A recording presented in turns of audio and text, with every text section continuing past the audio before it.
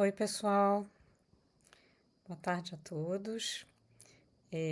Mais uma vez aqui gravando um novo episódio com referência à nanotecnologia e à saúde do trabalhador, né? Queria mais uma vez agradecer o convite e essa apresentação, esse bate-papo é uma continuação daquilo que foi apresentado em vídeo anterior. Existe uma coletâneazinha de vídeos anteriores sobre nano e eu vou falar um pouquinho do que a gente tem no horizonte mais atual, recente, de 2025-26, em relação às pesquisas sobre saúde do trabalhador e o que a gente pode fazer em termos de prevenção, monitoramento, abordagem nessa questão. Né? De alguma forma, é um alento para nós, principalmente da área da saúde, em relação ao que a gente pode fazer e apresentar de pesquisa para que a gente minimize os riscos e os efeitos deletérios, né, dessa tecnologia. Coisa que a gente vem há anos, né, estudando, pesquisando, e difícil da gente encontrar um caminho para descobrir, diagnosticar, tratar, e os caminhos estão sendo mais estudados e mais transparentes agora, né? Óbvio que a gente não chegou no ponto ideal, mas é possível que no futuro aí a gente consiga, de alguma forma, minimizar, né, esses efeitos. Então, vamos lá. Bom, como eu falei, a gente vai falar um pouquinho desses desafios, né, na saúde ocupacional, biomarcadores, que são, de alguma forma, uma certa novidade para o que a gente pretende fazer, e a gestão desses riscos, né, em especial na indústria 4.0. Essas atualizações são, de alguma forma, vinculadas a esse biênio 24-26, 2024-2026, com uma abordagem avançada, né? Como a gente pode, de alguma forma, redesignar.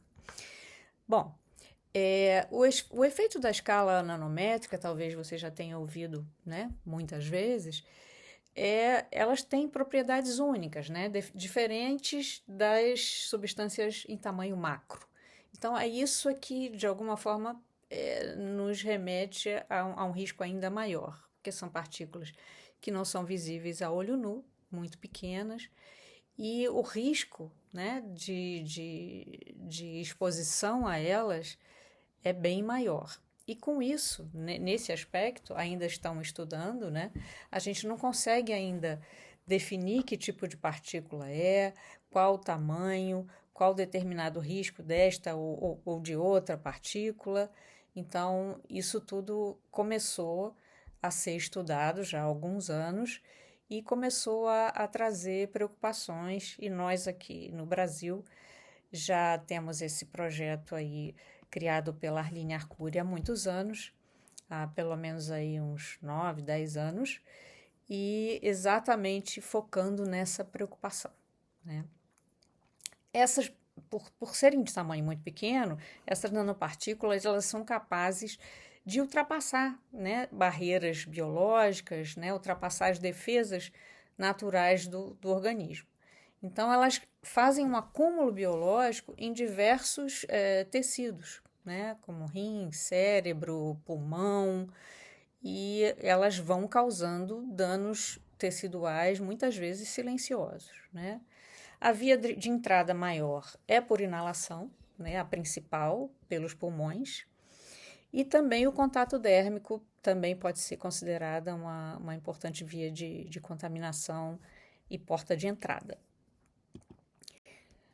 Essa introdução dessas partículas no organismo, elas causam uma situação chamada translocação. E o que seria isso? Como vocês veem nesse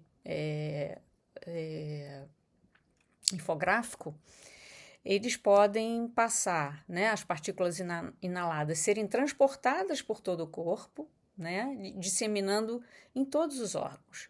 Então, principalmente a via de entrada pelo pulmão, elas entram também, podem entrar por aqui pela corrente sanguínea, na forma de fumaça, poluentes, né, as nanopartículas, obviamente, que é o assunto que a gente está discutindo, e partículas podem alcançar diversos outros órgãos, né, como o fígado, causando danos no fígado.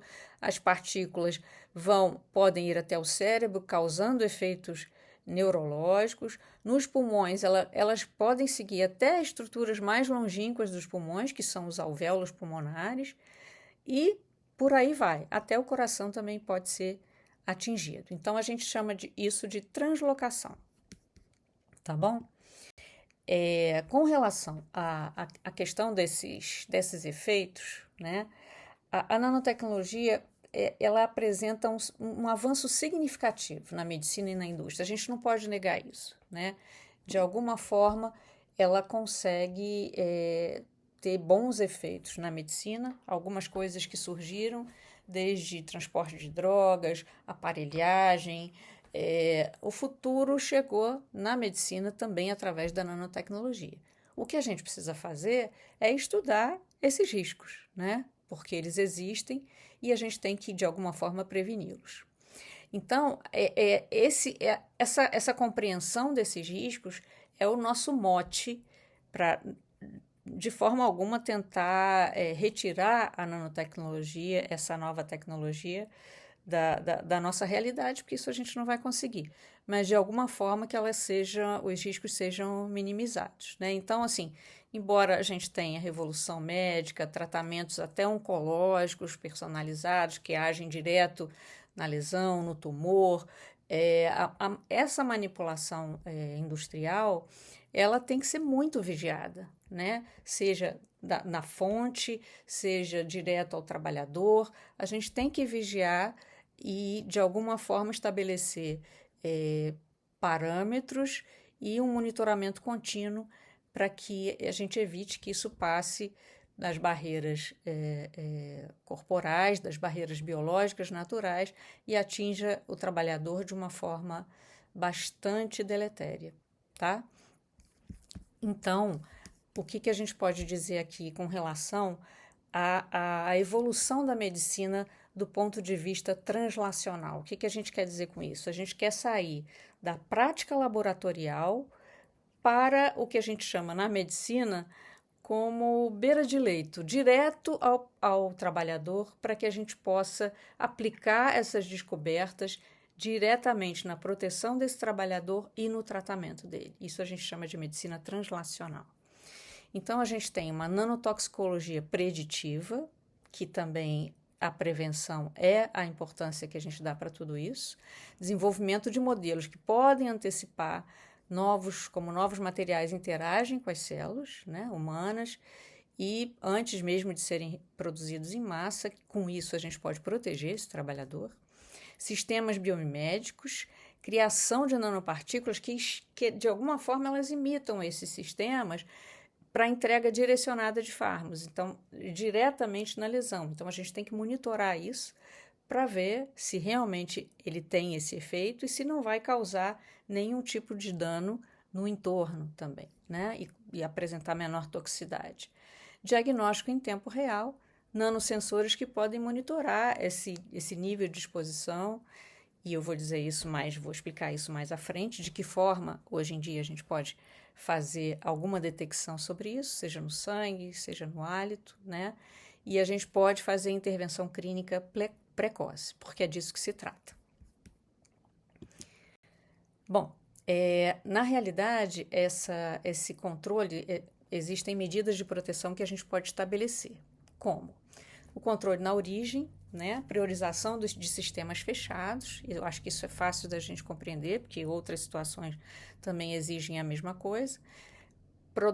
Fechados na produção para evitar que as partículas fiquem em suspensão, né? Dispersem. Hierarquia da proteção, a gente tem que aplicar a NR1, que é uma norma regulamentadora que tem essa avaliação dos riscos, exige a identificação e controle dos riscos químicos emergentes, antes mesmo da gente pensar em EPI, tá? E mais recentemente, a inteligência artificial, que passou a ser integrada na saúde do trabalhador, e eu vou falar dela um pouquinho mais à frente, e para monitorar ambientes com alta tecnologia, né? E vocês vão ver que, se isso acontecer, apesar também das críticas de inteligência artificial, é, de alguma forma, um avanço, né? Para vários sistemas e para a proteção direta do trabalhador também. Com relação aos mecanismos de toxicidade na área da saúde, o que a gente tem? A gente tem uma produção de espécies reativas de oxigênio, que essa sigla ROS está em inglês, e estresse oxidativo, principalmente das células, né? No ser humano, no organismo humano, levando a esse estresse oxidativo. Esse produto, ele danifica, deixa eu passar mais um aqui, porque vocês estão vendo agora. Ele danifica as proteínas, lipídios e até o DNA. Essa é uma questão importante. E o principal risco dele reside na toxicidade desses materiais em escala nanométrica. E essas propriedades se transformam, são completamente diferentes daqueles de versões macroscópicas, como eu falei antes, né? E eles podem ativar inflamação sistêmica, né? Respostas inflamatórias importantes, que quando elas são crônicas, se elas são cronificadas, prolongadas, a gente pode ter evolução para doenças graves. A genotoxicidade, como vocês veem aí no final, ela é, traduzindo, a capacidade dos agentes químicos, físicos ou biológicos também, de danificarem o DNA, né? Ou cromossomos, podendo gerar mutações. Então, isso é importante e isso também a gente tem que ter em mente. Ela se diferencia de um outro termo chamado de mutagenicidade, porque a mutagenicidade, nem todo agente genotóxico produz, e ela causa uma mutação imediata. Não é o caso de efeitos genotóxicos, de agentes genotóxicos que podem causar modificação no DNA, mas não causam mutação imediata. Então, temos essa diferença. Com relação à translocação, que eu já defini para vocês, né, o que seria e como seria através dos órgãos, então, começando pela via principal, que são os pulmões, daí podendo entrar na corrente sanguínea e se distribuir por organismo como um todo, né, em órgãos-alvo principais, né, pulmão já dito, fígado já dito, coração, rins. Então, pelo tamanho reduzido, a facilidade dessas nanopartículas circularem, né, através da corrente sanguínea e chegando a esses órgãos é muito grande, né? E aí desencadeando de novo aquilo que eu falei, uma resposta inflamatória sistêmica, que pode ser até generalizada. E isso é o que a gente chama da tal da translocação. E aí, mas como é que a gente consegue detectar isso, né? Tentar pelo menos saber o que está acontecendo no organismo nessas pessoas que estão expostas diretamente a essas nanopartículas, né? Como que a gente pode chegar a uma possibilidade de diagnóstico que está acontecendo alguma coisa, ainda que a gente não detecte qual a nanopartícula, que a gente não identifique essa nanopartícula, mas como é que a gente pode identificar? Então, esses biomarcadores que estão na tela, né, eles são marcadores de exposição, que a gente chama de dose interna.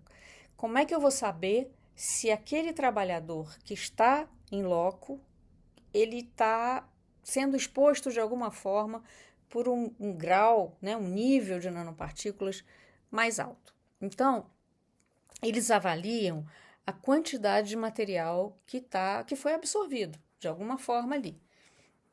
E agora, mais recentemente, 2025, 2026, a medicina ocupacional está usando biomarcadores de exposição, né, para identificar o que o corpo absorveu, e biomarcadores de efeito, que eu vou falar mais daqui para frente, que é que como o corpo reage. Então, primeiro eu vou ver se ele está exposto. Segundo, eu vou ver que forma que ele, de alguma forma, produziu algum efeito dentro do organismo dele. né? Como é que a gente vai fazer isso? Elas são tão pequenas, né, que para exames de sangue comum, isso é uma coisa que a gente já vem discutindo há anos. Ah, então vamos pedir um hemograma, vamos pedir a proteína C reativa, que mede algum grau de inflamação. Isso é uma discussão durante muito tempo, né? Mas hoje, com o uso desses biomarcadores, a questão ficou um pouco mais direcionada e ficou mais fácil da gente identificar. Embora, como eu falei, a gente não é o objetivo identificar que partícula, se essa partícula for desconhecida, né? Porque muitas vezes a empresa sabe o que está utilizando. Então, esses biomarcadores, né, de estresse celular, inflamação precoce, é o que a gente está começando a usar. Então, a gente pode usar a pesquisa de metais em sangue e urina, né? A gente pode identificar, fazer uma quantificação mais precisa de elementos metálicos e também a gente pode utilizar hoje o fluido no hálito exalado. Olha que maravilha, a gente usar o hálito exalado do trabalhador para a gente detectar algum tipo de exposição a nanopartícula e é um exame absolutamente não invasivo, né? Então, isso a gente tem aqui a análise de ABC e a avaliação da dose interna. Então, vamos nessa sequência para ver se vocês conseguem entender e acompanhar. Então, eles medem metais na urina, né? Principalmente a prata, o foco na prata, titânio e sílica são os mais utilizados para medição. Então, para monitorar essas nanopartículas metálicas, eles são dosados, né, no sangue para que a gente possa detectar a quantidade. Então, tem um estudo chamado NanoExplore Project, que eles confirmaram que os níveis de sílica e titânio na urina, né, neste caso aqui na urina, eles são indicadores diretos e confiáveis da exposição. Então, se a gente for fazer uma rotina de exames de urina de trabalhadores que estão trabalhando já sabidamente com essas nanopartículas, né, sílica, titânio, a gente pode detectar, a depender do grau de exposição, a gente pode detectá-los na urina, tá? Com relação ao fluido de hálito exalado, como eu já falei, é uma técnica absolutamente não invasiva, a gente pode detectar lesões pulmonares já, precocemente, né? Às vezes até sem sintoma. Então, essas nanopartículas, em se depositando no pulmão, através do hálito exalado, a gente pode identificar, tá? Como identificamos também outras substâncias, mas no caso da nanopartícula, que é o nosso assunto, a gente pode identificar. E essas medidas, né, essa avaliação via indicador, ela prova que medidas de proteção coletiva, medidas de exaustão, não estão funcionando, né? Elas falharam. Para esse trabalhador poder ser detectado como exposição, né, com a exposição dessas substâncias, é sinal que tem alguma coisa errada, né? Então, se a empresa tem essas medidas de proteção coletiva, né, como exaustão, tem alguma coisa que não está funcionando aí. Então, já é um alerta, né? Já é um sinal de alerta. Os biomarcadores de efeito, como eu falei antes, o que eles medem, né? Eles indicam a resposta do organismo àquela exposição. Então, que tipo de efeito isso está causando no organismo do trabalhador? Então, vamos lá, de uma forma mais simples, né? Traduzindo melhor.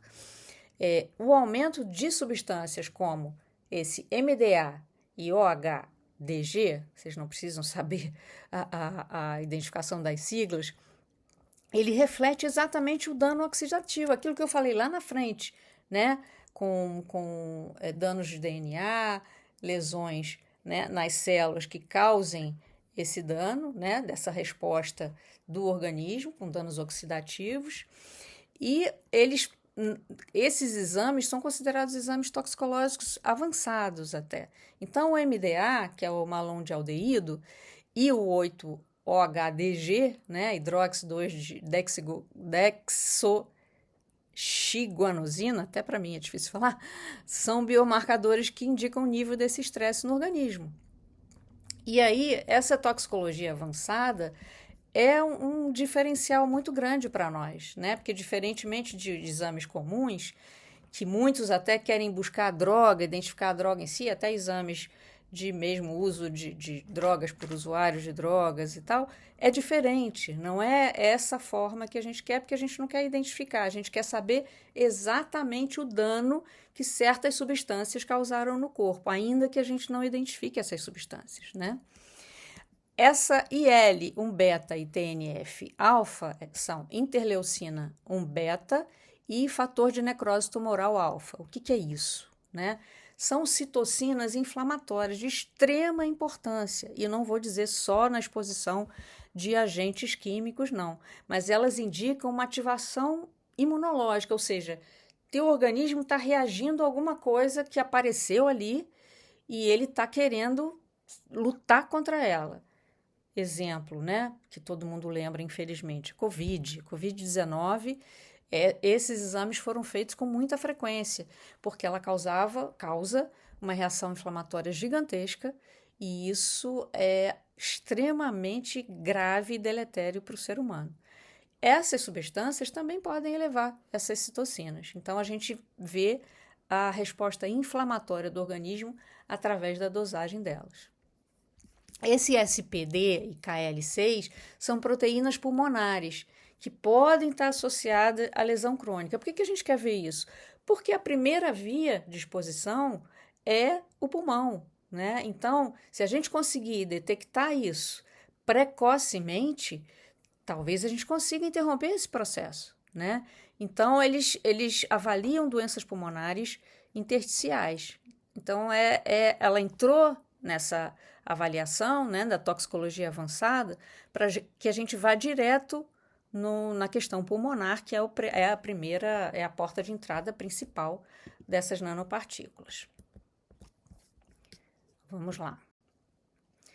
Bom, então, como eu havia dito, né, eles medem as alterações dessas nanopartículas, o que é o principal para a gente, antes mesmo da doença aparecer. Isso para nós é um ganho enorme, isso é um paraíso, que é exatamente o que a gente quer identificar. Não sei se vocês lembram da época do amianto, né? Que a doença aparecia cerca de 15, 20 anos depois naquele trabalhador que ficou exposto. E quando ela aparecia, não tinha mais como retroceder e a evolução era absolutamente progressiva. E a gente sempre pensou nisso em comparação com nanopartículas, como nanotubo de carbono, por exemplo. Como é que a gente poderia evitar essa progressão? Será que seria igual? Será que seria da mesma forma? Será que a gente nunca conseguiria, né, achar algum mecanismo que a gente pudesse impedir isso? Então, assim, eu não vou dizer que a gente já tem todas as respostas, mas isso já é um bom começo, né? Então, essas substâncias, né, vão indicando a lesão no DNA, o MDA e o 8-OHDG, que está faltando o D aqui, a inflamação pulmonar através dessas substâncias, que são detectadas no hálito, e as citocinas, né, que são consideradas sinais de alerta. Essas sim, no sangue, a gente pode dosar, que são as proteínas de tradução de inflamação. E os níveis elevados, principalmente delas, né, são sinais precoces de que o organismo está reagindo à presença de alguma coisa, e no nosso caso são os nanomateriais, tá? Então, em resumo, são alarmes que acendem para nós, em que justificam que alguma coisa está errada, que o processo inflamatório, para combater alguma ameaça, está se processando dentro do organismo.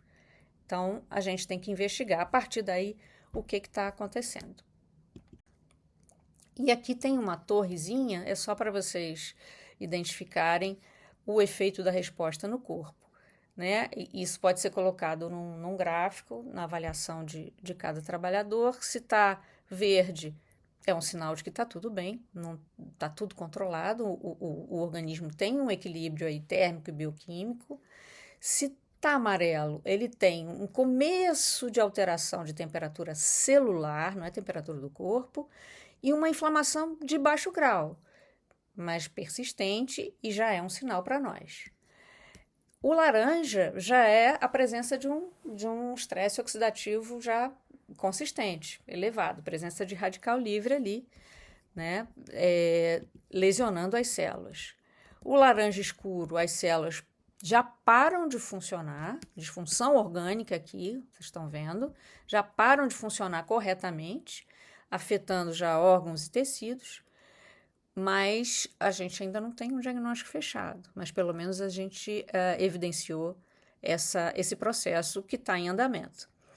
E vermelho já é o dano clínico, né? No topo do termômetro, aqui sim a gente já pode ter a doença instalada e a gente já pode sim fazer o diagnóstico de alguma doença, seja pulmonar, cardiovascular, autoimune, e é exatamente isso que a gente quer evitar que aconteça. E nessa interpretação clínica, a gente vai, de alguma forma, fazer uma avaliação desse trabalhador, né, uma avaliação longitudinal, e a gente não vai buscar doença instalada, é o que eu estou repetindo. A gente quer lá atrás ainda, de forma precoce, né? E o conceito atual é avaliar essa pré-toxicidade. Então, existe o que a gente chama de nível de ação biológico, geralmente definido como 50% do limite de tolerância, que vai dar o gatilho, né, para a gente fazer ações obrigatórias de monitoramento, o que está acontecendo no site da empresa, né, do trabalho dessa exposição desse trabalhador, e controlar e evitar essa exposição, de alguma forma, né, que ela ultrapasse níveis seguros. Ele funciona como um alerta, né, para implementar essas medidas, né, preventivas, proativas. Então, esse nível de ação biológico, ele orienta intervenções antes mesmo do surgimento de sintomas clínicos. Mas aí, gente, a gente precisa, de alguma forma, saber como é que a gente identifica, né? Como é que a gente faz esse bioindicador de alerta, já que a gente não tem limite de tolerância para nanopartículas ainda, né? A gente pode usar comparativamente as mesmas substâncias na forma nano com as de macro, né? E usar de alguma forma esses níveis. Mas, obviamente, isso é uma comparação que não é precisa, né? Então, a gente precisa sim ter essa avaliação de uma forma ampla e muito séria, né? Porque para a gente calcular esse nível de tolerância, a gente tem que saber exatamente o formato dessa partícula, o tamanho dessa partícula, de alguma forma usar alguns processos e procedimentos laboratoriais em que a gente identifique seja por citometria de fluxo, avaliação de DNA, são técnicas usadas em laboratório, que eu não vou me aprofundar aqui, mas que a gente, de alguma forma, avalie essa nanopartícula e estabeleça um nível biológico de ação que seja 50% acima dele, a exposição já está sobre risco, né? Então, os bioindicadores de alerta, eles focam na pré-toxicidade, não na doença instalada. A interpretação, o que a gente faz? Se a gente detecta que tem alguma coisa errada no procedimento em si, na exposição, no andamento dos processos de trabalho, esses resultados precisam ser revistos através de um programa de gerenciamento de risco. Então, imediatamente a gente tem que repassar isso ao PGR, né? E aí sim a gente ter, de alguma forma, avaliação de aptidão com restrição temporária, a depender do monitoramento e do que você identificou, e eu vou falar disso mais à frente um pouquinho.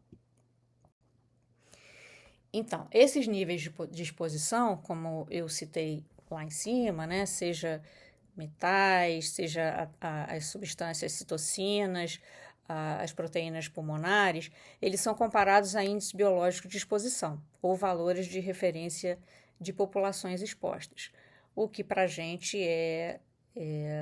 foi uma inovação fundamental para que a gente pudesse ter uma luz no fim do túnel com relação a isso.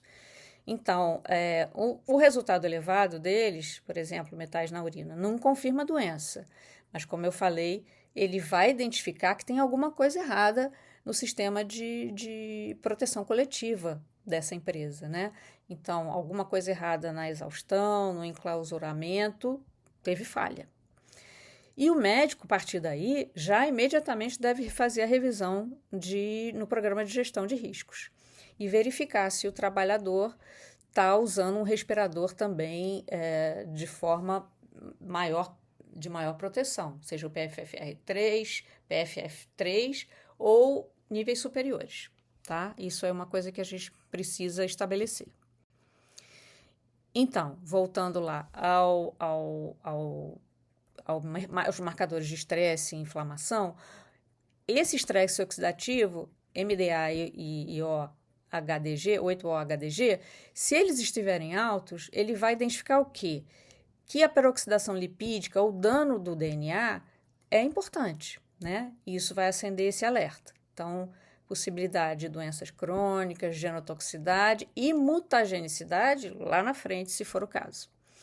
E as citocinas, que são proteínas inflamatórias, também, se estiverem altas, como eu disse, elas podem sugerir uma inflamação persistente, importante, caracterizando uma reatividade imunológica exacerbada, que, a nível de pulmão, pode gerar fibrose pulmonar, que é muito comum nessas doenças de exposição, como no amianto, por exemplo, na exposição de amianto, por exemplo. Então, diferentemente de exames comuns, a gente tem na conclusão de laudo, na conduta médica, se o trabalhador está apto, sem restrições, ou seja, os marcadores estão todos normais, não tem problema. Apto com observação, os marcadores estão levemente alterados. E aí o que a gente faz? A gente retira o trabalhador daquela exposição e repete o exame em 30 ou 60 dias na inspeção no posto de trabalho, tá? Para a gente poder observar a evolução disso ou o retrocesso desses marcadores, né? Redução dos níveis.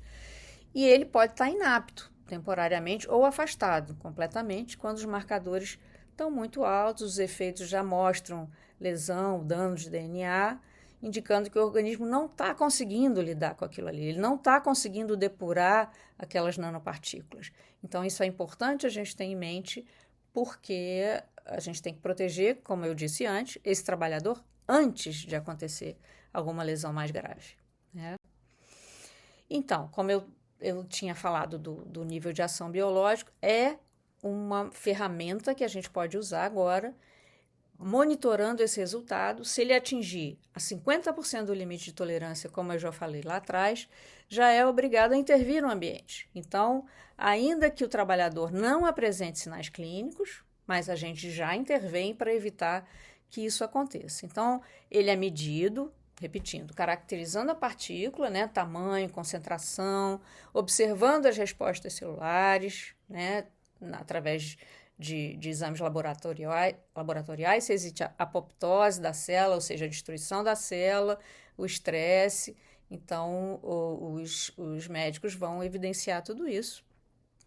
E entender essa característica da nanopartícula, de forma e tamanho, ela é imprescindível que a gente faça esses ensaios de ação biológica, né? Interação e efeito. Como eu disse antes, cistometria de fluxo, microscopia de fluorescência, ensaios de toxicidade e fragmentação do DNA. Então, isso é um adendo de conhecimento para vocês. Talvez não alcance todo mundo, mas é só para vocês saberem que existe uma forma hoje que a gente tem identificado essas lesões e que com uma boa expectativa de diagnóstico antes mesmo de ter uma doença instalada. Eu acho que é isso que vocês têm que ficar em mente, que é uma coisa que a gente precisa fazer, né? Uma medida de prevenção essencial. Então, essas novas medidas também de monitoramento, a gente tem uma integração de tecnologias e detecção com análise de dados. A própria Fundacentro, a minha instituição, lançou uma ferramenta, né, para que se avalie através de controle de riscos. Eu acho que isso vai ser apresentado num novo vídeo, eu não vou me alongar aqui, e auxilia empresas na avaliação e controle de riscos químicos em ambientes internos. Então, tem todo um passo a passo que você pode fazer preenchimento de um formulário e avaliar se aquele risco dentro daquela empresa pode ser considerado alto, pode ser mediano, pode ser inexistente. Então, é uma ferramenta importantíssima lançada por colegas da Fundacentro. Sensores de IoT. Esses sensores de IoT são bastante interessantes, acredito que eles já existam há algum tempo, e são dispositivos eletrônicos, né, inteligentes, que são integrados nos próprios EPIs, né, capacete, colete, bota, luva, vestuário. E o que eles fazem? Eles conectam, eles coletam, né, e processam dados em tempo real. Que tipo de dado? Diversos dados, seja de frequência cardíaca do trabalhador, seja de níveis de fadiga através de avaliação do vestuário, seja das próprias nanopartículas em termos de excesso. Eles promovem uma avaliação tamanha e isso pode ser processado, e se você tiver algum sistema integrado, né, computacional ou inteligência artificial, você pode diretamente monitorar isso neste trabalhador. E aí sim, a partir do que você identificou, você promover uma resposta rápida, seja ela qual for, de interrupção, de redução, de cuidado com esse trabalhador se ele não estiver fisicamente bem. Então, são alertas imediatos que auxiliam agilmente, rapidamente, em emergências. Então, se isso for possível, né, em determinadas empresas, é óbvio que isso talvez não seja possível em todos os locais, mas é interessante isso que a gente divulgue para que se saiba que existe essa possibilidade hoje em dia. Com relação ao futuro da prevenção, ou seja, prioridade total no controle da origem. Então, esses sistemas têm que ser fechados e o controle tem que ser absurdamente monitorado. Esses sensores que eu acabei de falar agora, que são sensores inteligentes, que podem monitorar em tempo real, e no futuro, ou de alguma forma, as empresas que já implantaram, a inteligência artificial dentro da saúde, segurança e saúde do trabalhador, para prevenir até falhas de ventilação, né? A questão da correção de enclausuramento, sistemas fechados e tudo mais. Perdão.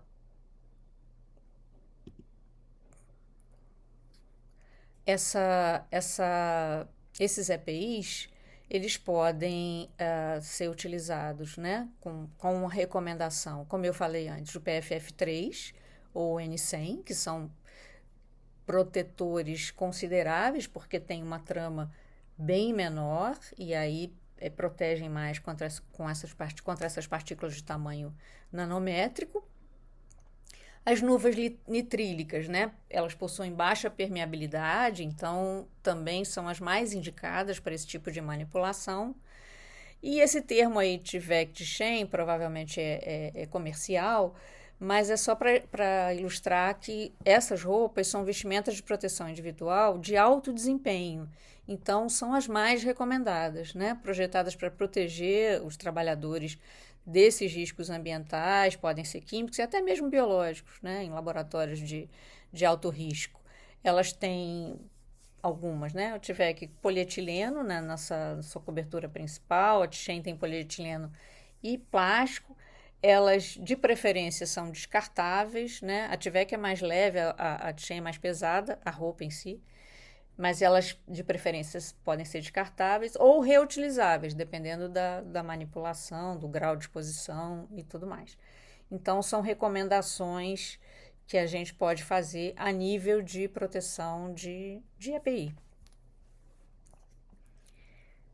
Na seguinte, a gente vai esclarecer um pouquinho sobre a questão da legislação. Né? Não existe uma legislação específica utilizada, ainda não, né? Nem a nível internacional, mas a gente utiliza normas técnicas de referência. Né? A NR1, conhecida por todos, a NR7, do ponto de vista de monitoramento da saúde, né? A NR9, que é um programa de gerenciamento de risco, a gente tem que usar todas essas ferramentas, né? Também com relação à exposição de nanopartículas. As normas ISO, a gente pode lançar a mão porque elas fornecem diretrizes internacionais. E eu acho que é importante a gente ter isso, porque quando a gente não tem no Brasil, a gente lança a mão dessas normatizações, né? E a BNT, NBR, que a gente costuma também consultar aqui. Então, para não me alongar muito, gente, eu queria só definir com vocês, né? Espero que vocês tenham compreendido e entendido o conteúdo dessa questão voltada para a saúde, a exposição de trabalhadores a nanopartículas, e reforçar que é um risco invisível, né? Continua sendo, que exige um monitoramento contínuo, tem que ter uma vigilância constante, né? O risco é invisível, mas é significativo, e que exige uma abordagem integrada, seja nos controles de engenharia, na medicina, na gestão. Tudo isso é essencial para a proteção e saúde desse trabalhador. Tá bom?